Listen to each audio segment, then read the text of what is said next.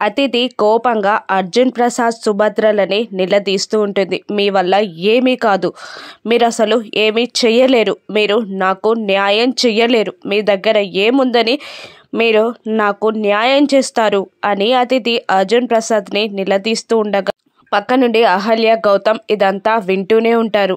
గౌతమ్ బాధపడుతూ ఉంటాడు. అర్జున్ ప్రసాద్ అతిథి ముందు చెయ్యి చాచి ప్రమాణం చేస్తున్నట్టు మాటిస్తూ, నీకు న్యాయం జరిగే వరకు ఎక్కడికైనా వెళ్తాను, ఏదైనా చేస్తాను, నా ప్రాణం ఉన్నంత వరకు నీకు న్యాయం జరిగేలా పోరాడతాను, ఇది నా మాట, నా మాట కోసం నేను ప్రాణాల త్యాగానికి కూడా వెనకాడను అని అంటూ అర్జున్ ప్రసాద్ అతిథిని బాధగా చూస్తూ సుభద్రని తీసుకొని వెళ్ళిపోతాడు. మెల్లిగా గౌతమ్ అహల్య కూడా చీకట్లోకి జారుకుంటారు. ఇక వాళ్ళ నానిచ్చిన మాట తలుచుకొని ప్రాణాలకైనా లెక్క చెయ్యను అన్న అర్జున్ ప్రసాద్ మాటలని తలుచుకొని కుప్పకూలిపోతాడు గౌతమ్. ఏడుస్తున్న గౌతమ్ దగ్గరికి అహల్య వచ్చి ఓదార్చబోతూ ఉండగా అహల్య ఒళ్ళో తల పెట్టుకొని వెక్కి వెక్కి ఏడుస్తూ ఉంటాడు గౌతమ్. ఇప్పుడు అహల్య నిర్ణయం ఏంటి?